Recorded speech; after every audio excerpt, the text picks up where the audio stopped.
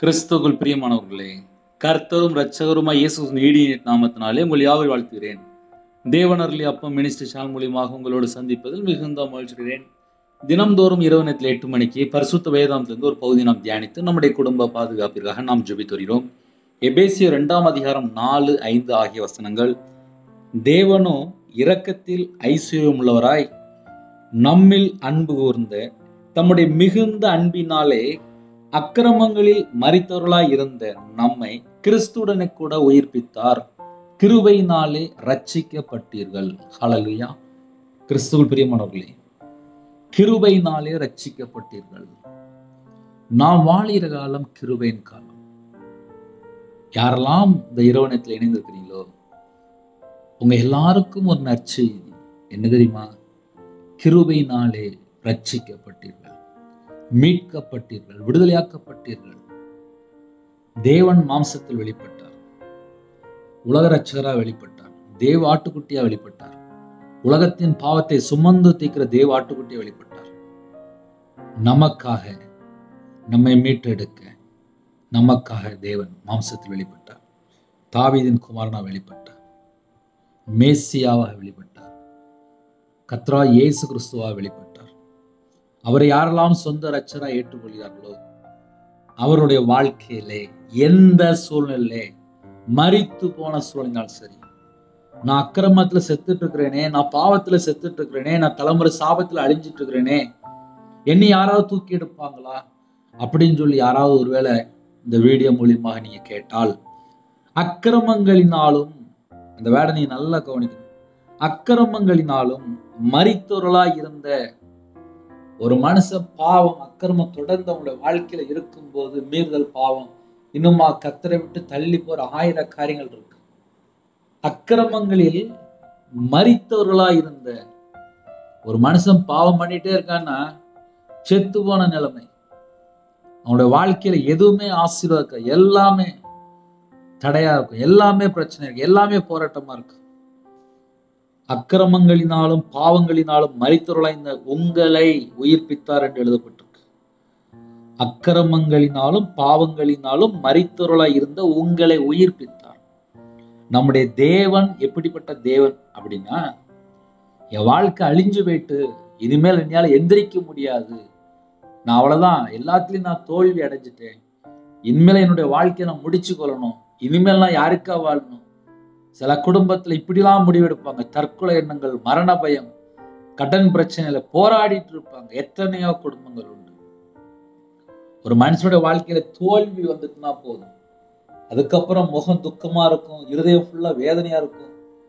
எல்லாராலும் நான் கைவிடப்பட்ட நிலைமையில இருக்கிறேனே அப்படின்னு சொன்னதுக்கு அப்புறம் தான் அவனோட வாழ்க்கையில பல காரியத்தை உட்காந்து யோசிச்சுட்டு இருப்பாங்க.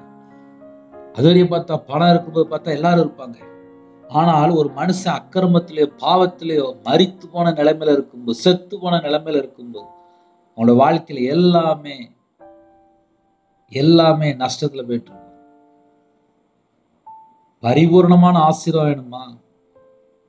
தேவனுடைய பிள்ளையா இருக்கணும், தேவனுக்கு பிரியமானபடி உண்மையா இருக்கணும், தேவன் நீதி எதிர்பார்க்காரு. நம்ம வாழ்க்கையில அநியாயமான காரியத்தை வெறுத்து நீதியை பின்பற்றணும், பரிசுத்தமா வாழணும். எத்தனையோ காரியங்கள் இருக்கு. இந்த இரவு நேரத்துல செய்தி என்ன தெரியுமா? அக்கிரமங்களினாலும் பாவங்களினாலும் மரித்த நம்மை உங்களை உயிர்ப்பித்தார் என்று எழுதப்பட்டிருக்கு. நம்மளை மீட்டெடுத்த தேவன், நம்முடைய தேவன் எப்படிப்பட்ட தேவன் என்று பார்க்கும்போது இரக்கத்தில் ஐஸ்வர்யம் உள்ளவர் என்று எழுதப்பட்டிருக்கு. சில குடும்பத்துல கொஞ்சோண்டு பணம் சேர்த்தாச்சுனாலே ஆட்டோமேட்டிக்கா உள்ள ஒரு பெருமை எல்லாம் வந்துடும். அப்புறம் பார்த்தா காலு இருக்காது ஒரு இடத்துல. பல காரியத்தை யோசிச்சுட்டு இருப்பாங்க, இப்படி செஞ்சிடலாமா அப்படி செஞ்சிடலாமான்னு சொல்லி யோசிச்சுட்டு இருப்பாங்க. ஒரு மனுஷனோட வாழ்க்கையில பணம் அதிகமாக அதிகமாக அதிகமாக அவனோட வாழ்க்கையில நிறைய தடுமாற்றங்கள், நிறைய எண்ணங்கள், நிறைய போராட்டங்கள், நிறைய பிரச்சனைகள். ஏன்னா பணம் சம்பாதிச்சதுக்கு அப்புறம் நிம்மதியாக தூக்கம் கூட சில இடத்துல வராது. ஏன்னா பேங்க்ல இவ்வளவு ரூபா இருக்கும்பாங்க, எனக்கு இத்தனை வீடு இருக்கும்பாங்க, இத்தனை கார் இருக்கும்பாங்க, எனக்கு இவ்வளவு எல்லாமே அப்படிம்பாங்க. நிம்மதியான தூக்கம் கூட வராது. ஆனா கொஞ்சோண்டு வேலை பார்ப்பாங்க, ஏழை எளிய ஜனமா இருப்பாங்க, சிறுமையான ஜனமா இருப்பாங்க, டெய்லி அன்றாட வேலை பார்ப்பாங்க, பாடுகள் நிறைந்த ஒரு வாழ்க்கையா இருக்கும். அவங்க பார்த்தா நைட்டு பார்த்தா பேசாம படுத்து தூங்கிடுவாங்க. ஏன்னா அடுத்த நாள் காலையில் எழுந்திரிச்சு வேலைக்கு போகணும். அப்போ 2 விதமான ஜனங்கள் இருப்பாங்க. கஷ்டப்பட்டு வேலை பார்க்குறவங்க இருப்பாங்க, இருக்கப்பட்டவங்க இருப்பாங்க. அக்கிரமங்களினாலும் மரித்தவர்களாய் இந்த உங்களை உயிர்ப்பித்தார். என் வாழ்க்கையிலே அக்கிரமத்திலே பாவத்திலே வாழ்ந்து, துன்மார்க்கனா வாழ்ந்து, துணிகரமா போய், ஏன்னா சின்ன வயசுல நான் சர்ச்சைக்கு போனா கூட ரட்சிக்கப்படலை. சராசரி ஒரு மனுஷன், வியாபாரத்துல இருந்தேன், நல்ல வீட்டுக்கு போவேன், நல்ல படம் பார்ப்பேன், நாடகம் பார்ப்பேன். எல்லாரை போல நானும் சராசரி மனுஷனை வாழ்ந்துட்டு இருந்தேன். கையில பைபிள் எடுத்து வாசித்து பார்த்தா தெரியுது, கர்த்தரை விட்டு தள்ளி போனாலே தீமை. அதுக்கப்புறம் வாழ்க்கையில வரக்கூடிய எல்லாமே போராட்டம் தான் இருக்கும். ஒரு மனுஷன் 24 மணி நேரம் தேவனோடு நடக்கும்போது தான், ஏனோக்கை போல நடக்கும்போது தான் ஆசீர்வாதம் எல்லாமே பரிபூர்ணம். ஒரு மனுஷன் தேவனோடு நடக்காம, இயேசு ஆக சொல்கிறார், நானே வழி, நானே சத்தியம், நானே ஜீவனம் என்றார். அவர் நமக்கு என்ன கற்றுக் கொடுத்தாரோ அந்த வழியில போகும்போது நம்ம சத்தியத்துல நடக்க ஆரம்பிக்கும். அதுதான் ஜீவனுள்ள வழி. நம்ம நித்திய ஜீவனுக்குள்ள போக முடியும். ஆனால் உலகத்துக்குள்ள நம்ம எத்தனையோ இடத்துல போகும்போது, சில குடும்பத்துல எல்லாம் தெரியும், தண்ணி அடிக்கூட தெரியும், பாவம் பண்ணக்கூட தெரியும். ஆனால் மீறுதல் பாவம், துணிகரமான பாவம், துன்மார்க்கமான காரியம், கர்த்தரை விட்டு தள்ளி போற காரியம், 1000 காரியம் உலகத்தில் இருக்கு. எத்தனையோ காரியங்கள் நம்ம சொல்லிட்டே வரலாம். கீழ்ப்படியாம பிள்ளை மேல் தேவனுடைய கோபாக்கினை வரும் என்று எழுதப்பட்டிருக்கு. ஆனாலும் கூட தேவன் நம்ம மேல மனதுருகிறார். இமைப்பொழுது உன்னை நான் கைவிட்டேன். ஆனாலும் அழகா எழுதப்பட்டிருக்கு, இமைப்பொழுது உன்னை கைவிட்டேன், ஆனாலும் உருக்கமான இரக்கங்களால் உன்னை சேர்த்து கொள்வேன். இந்த இரவு நேரத்தில் எந்த சூழ்நிலை இருந்தால் இணைந்திருந்தாலும் சரி, தேவன் இரக்கத்திலே ஐஸ்வர்யம் உள்ள தேவனா இருக்கிறார். இரக்கத்திலே ஐஸ்வர்யம் உள்ளவர். இரக்கம் நம்ம மேல 1000 தலைமுறைக்கு இரக்கம் உள்ள தேவன். நம்ம அவர் பக்கம் வந்தா போதும், அப்பா நான் உங்களை விட்டு தள்ளி போயிட்டேன்ப்பா, என்னை மன்னிச்சிருங்கப்பா, என் பாவத்தை மன்னிச்சிருங்கப்பா, என் அக்கிரமத்தை மன்னிச்சிருங்கப்பா. அவர் பக்கம் நம்ம மனம் திரும்பினா போதும். மன்னிக்கிறதற்கு தயவு பெருத்திருக்கிறார். இரக்கமுள்ள தேவன், இரக்கத்தில் ஐஸ்வர்யம் உள்ள தேவன். அப்பேற்பட்ட தேவனை நாம் ஆராதிக்கிறோம். இந்த இரவு நேரத்தில் யாரெல்லாம் இணைந்திருக்கிறீங்களா? அக்கிரமங்களினால் பாவங்களினால் மரித்து இருந்த உங்களை உயிர்ப்பித்தார் என்று எழுதப்பட்டிருக்கு. நம்மளை மீட்டெடுத்த தேவன், கிருபையினாலே ரட்சிக்கப்பட்டீர்கள் என்று வேதம் சொல்லுது. யாரெல்லாம் இரவு நேரத்தில் இணைந்திருக்கீங்களோ நம்ம குடும்பத்தை கண்டிப்பாக கர்த்தர் ஆசீர்வதிப்பார். பயப்படாதீங்க, சோர்ந்து போகாதீங்க, சந்தோஷமா இருங்க. கர்த்தர் கூட இருக்கிறார். கர்த்தர் கூட இருக்கிறார். நம்ம கூட கர்த்தர் கூட இருக்கிறார். இந்த இரவு நேரத்திலே, நிறைய நேரத்திலே பல காரியங்களையும் யோசித்தீங்கல்ல, என்னை கர்த்தர் மீட்டெடுப்பாரா, என் பாவத்தை மன்னிப்பாரா, என் அக்கிரமத்தை மன்னிப்பாரா? எத்தனை குடும்பத்துல யோசித்தீங்க? வேதம் தெளிவா எழுதப்பட்டிருக்கு. இரக்கத்தில் ஐஸ்வர்யம் உள்ளவர். அவர் பேர் என்ன? நம்முடைய தேவன் பேர் என்ன? இரக்கத்தில் ஐஸ்வர்யம் உள்ளவர். நீங்க அழகா துதிக்கும் போது, இரக்கத்தில் ஐஸ்வர்யம் உள்ளவரே உம்மை துதிக்கிறோம், ஸ்தோத்திரிக்கிறோம், அழகா இப்படி சொல்லலாம். சில குடும்பத்துல நான் தேவனை எப்படி துதிக்கணும் அப்படிம்பாங்க. இரக்கத்தில் ஐஸ்வர்யம் உள்ளவரே உம்மை நன்றியோடு துதிக்கிறோம், ஸ்தோத்திரிக்கிறோம்ப்பா அப்படின்னு சொல்லும் போது தேவ பிரசன்னம் இறங்கி வரும், தேவ மகிமை இறங்கி வரும். தேவன் உங்களை தூக்கி எடுப்பார். ஒரு மனுஷன் தூக்கவே முடியாது. எந்த நாட்டுக்குள்ள இருந்து, எந்த இடத்துல இருந்து இந்த செய்தி கேட்டாலும் சரி, நான் உங்களை தூக்கிடுவேன், நான் உங்களுக்கு இத்தனை லட்சம் பணம் தருவேன், நான் உங்களை பார்த்துக்கிடுவேன் அப்படின்னு சொல்லி 1000 டயலாக் அடிக்கலாம். ஆனால் 31 நாளும் 24 மணி நேரம் எந்த மனுஷனும் யாரையும் கவனிக்க முடியாது, கண்ட்ரோல் பண்ண முடியாது. ஆனால் வானத்தையும் பூமி உண்டாக்குன தேவன் இருக்கிறார். அவர் கண்ட்ரோல் பண்ணுவார். சகல அதிகாரம் உள்ளவர். நம்மளை மீட்டெடுத்தவர்.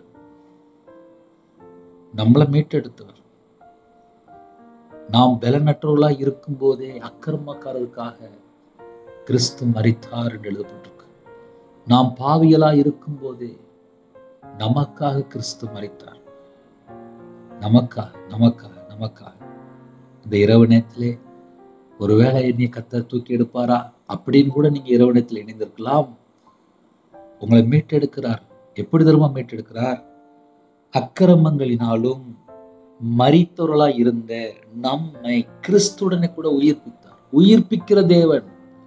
என் வாழ்க்கை முடிஞ்சிட்டு அப்படின்னு சொல்லி ஒரு மனுஷன் நினைக்கலாம். நம்ம இதயத்துக்குள்ள கூட நம்ம யோசிக்கலாம், ஏன்னா நிறைய பேருடைய இதயத்துக்குள்ள குற்ற மனசாட்சி, ஐயோ நான் கர்த்தரை விட்டு தள்ளி போயிட்டேனே, என்னை மன்னிப்பாரா, என்னை மன்னிப்பாரா, என்னை மன்னிப்பாரா. எத்தனையோ குடும்பத்துல இந்த பிரச்சனை தான் அதிகமா இருக்கு. கர்த்தரை விட்டு தள்ளி போய் ஏதாவது ஒரு காரியத்துல பாவத்துல ஈடுபட்டுருவாங்க. என்னை கர்த்தர் மீட்டு எடுப்பாரா, என் பாவத்தை மன்னிப்பாரா, என்னை மன்னிப்பாரான்னு சொல்லி இருதயம் துடிச்சுக்கிட்டே இருக்கும். இந்த இரவு நேரத்துல நம்ம எல்லாருக்கும் ஒரே செய்தி என்ன செய்தி தெரியுமா?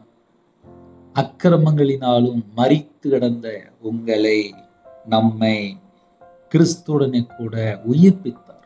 உயிர்ப்பிக்கிற தேவன் தான் உங்களோடு பேசிட்டு இருக்கிறார். கிருபையினாலே ரட்சிக்கப்பட்டீர்கள்.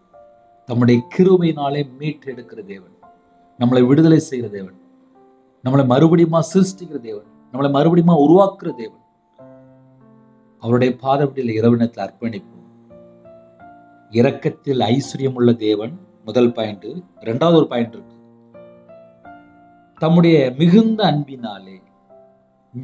அன்பினாலதான் நம்மளை மீட்டெடுக்கிறார்.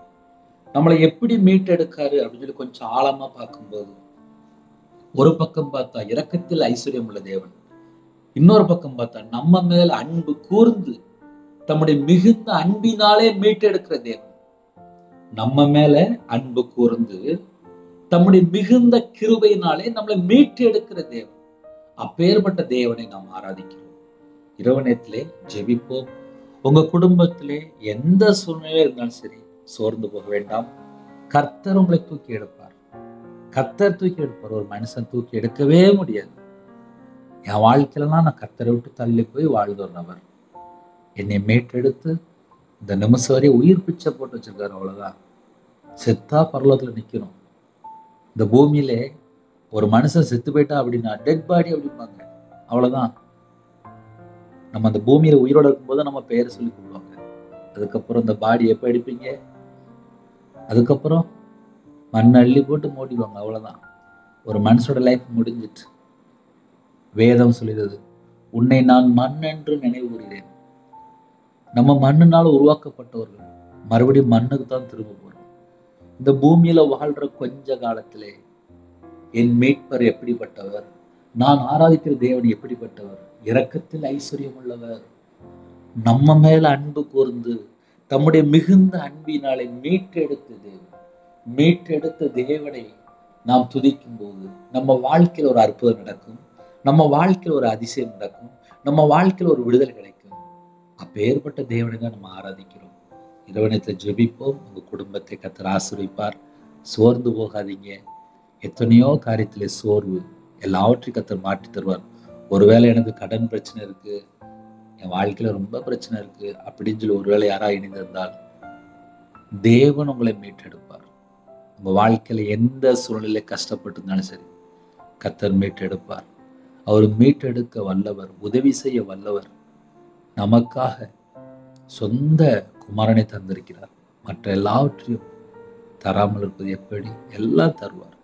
அவருடைய பதவியில் அர்ப்பணிப்போம். கண்களை மூடி நாம் ஜெபம் செய்வோம். அன்பின் கர்த்தாவே, உம்மை நன்றியோடு துதிக்கிறோம்ப்பா. உம்முடைய அன்பினால் எங்களை மீட்டுக் கொண்ட கிருபைக்காக நன்றிப்பா. இரக்கத்தில் ஐஸ்வர்யம் உள்ளவரே, உம்மை நன்றியோடு துதிக்கிறோம்ப்பா. எங்க மேல நீங்க அன்பா இருக்கிறீங்க, இரக்கமா இருக்கிறீங்க, எங்க மேல அவ்வளவு பாசமா இருக்கிறீங்க. நன்றிப்பா. நம்முடைய சொந்த குமாரன் எங்களுக்காக தந்தருள் இவ்வளவாக அப்பா உலகத்துல அன்பு கூர்ந்தீங்க. நன்றிப்பா. உங்க பிள்ளையா நாங்க வாழணும்ப்பா. எங்களுக்கு கிருபை தாங்கப்பா. கற்பத்துல நீங்க ஜெபிக்கிறாங்க. கர்த்தர் மனமிறங்கி ஆசுவீங்க. மாசமா இருக்காங்க, தாயை பிள்ளை மாசுவீங்க. டெலிவரி போடுறாங்க, கர்த்தர் கூடங்க. நார்மல் டெலிவரி ஆகிட்டாங்க. வாலிப பிள்ளைகள், வாலிப பையன் திருமணம் வேண்டாங்கிறாங்க. எல்லா வாசல் திறந்தாங்க. ரட்சிக்கப்பட்ட குடும்பமா தாங்க. திருமணம் முடிந்ததுக்கு அப்புறம் நிறைய குடும்பத்திலே தவறான தொடர்பு, தேவையில்லாத பிரச்சனைகள், டைவர்ஸ் அளவுக்கு சில குடும்பத்துல விக்கிர வழிபாடு, மாந்திரியம், பிள்ளி சுமி, ஏவல்ல கட்டப்பட்ட நிலைமை, சிகரெட் பழக்கம், கோயிலை, கஞ்சா பழக்கம், கர்த்தரை விட்டு தள்ளி போற எத்தனையோ பாவங்கள், அந்த எல்லா செத்த கிரிகளும் இயேசு கிறிஸ்து நாமத்தை சுட்டெறியப்படட்டும். நைட் நேரத்துல தற்கொலை எண்ணங்கள், மரண பயம், கெட்ட சொப்பனம், தேவையில்லா எண்ணங்கள் எல்லாவற்றையும் நீக்கி உங்க பிள்ளைகளுக்கு இன்பமா நிறுத்திருக்காங்க. நைட் டியூட்டியில் இருக்காங்க. கர்த்தருடைய பாதுகாப்பு வேண்டும். தேவையில்லாத எண்ணங்களோ தேவையில்ல சிந்தனைகளோ வரக்கூடாது. நைட் நேரத்தில் டிரைவிங் லைனில் போகிறாங்க, பஸ்ஸில் போகிறாங்க, காரில் போகிறாங்க, ட்ராவலிங், எல்லா குடும்பத்துக்கும் அதோடைய பாதுகாப்பு வேணும். ஹாஸ்பிட்டலில் அவசர சிகிச்சையில் இருக்காங்க, ஐசியூவில் இருக்காங்க, இன்பெட்டில் இருக்காங்க, சின்ன பிள்ளைகளுக்கு உடம்பு சரியில்லை, இன்னுமாக வைரஸ் காய்ச்சலில் பாதிக்கப்பட்டிருக்காங்க. காய்ச்சல், சளி, இருமல், சில குடும்பத்தில் தலையில் ஆப்ரேஷன், ஆக்சிடென்ட் கேஸு, கேன்சரில் பாதிக்கப்படுறாங்க, கிட்னி பிரச்சனை பாதிக்கப்படுறாங்க, ஸ்ட்ரோக்கில் பாதிக்கப்படுறாங்க, எய்ட்ஸ் வியாதியில் பாதிக்கப்படுறாங்க, மரண தருவாயில் ஜெபிக்கிறாங்க. எல்லா குடும்பத்தையும் உங்களுடைய ஜீவன்களை அர்ப்பணிக்கணும். கர்த்தர் தயவாக மீட்டெடுக்கணும். யாரெல்லாம் தங்களை தாழ்த்துறாங்களோ அந்த எல்லா குடும்பத்தையும் கர்த்தர் மீட்டெடுக்கணும். உங்கள் பிள்ளைகளை உங்களுடைய தலைமுறை கருத்தினால் தொட்டு சுகமாக்கி தாங்க. என்னுடைய எல்லா குறைகள் குற்றங்கள் எல்லாவற்றையும் கர்த்தர் மன்னிங்க. யாரெல்லாம் தாழ்த்துறாங்களோ எல்லா குடும்பத்தையும் கர்த்தர் அபரிதமாக அப்பா பரிபூர்ணமான சுகம் தந்து தீர்காயுசு தந்து ஆசீர்வதிக்க வேண்டும். கடன் பிரச்சனை இல்லை, போராடுறாங்கப்பா. அந்த கடன் பிரச்சனைக்கு ஒரு முடிவு கொண்டு வாங்கப்பா. கர்த்தர் முடிவை உண்டு பண்ணுங்க.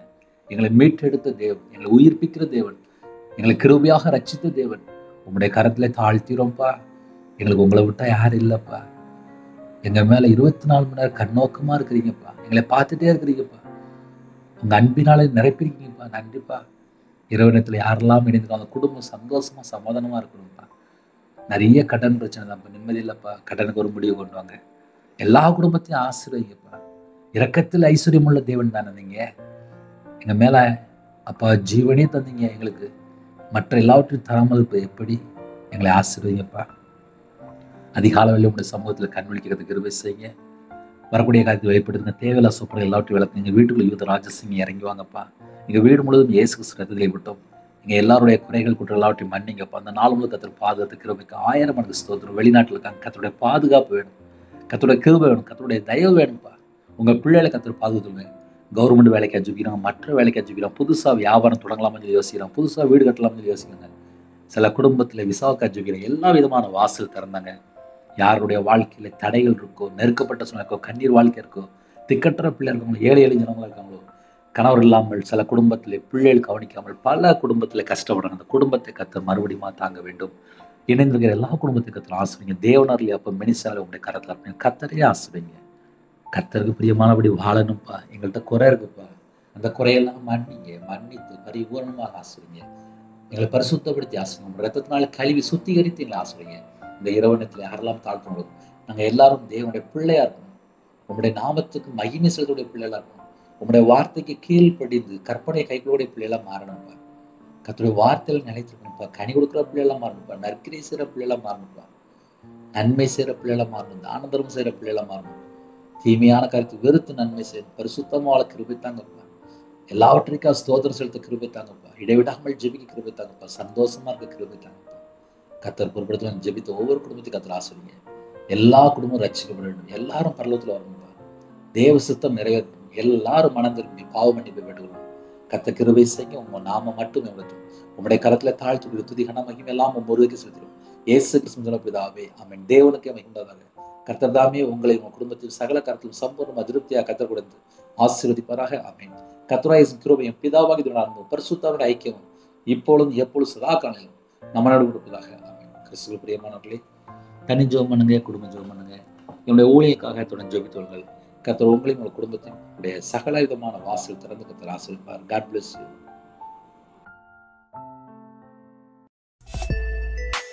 Thanks for watching. Please subscribe our channel. Click the like and share. Click the bell. God bless you.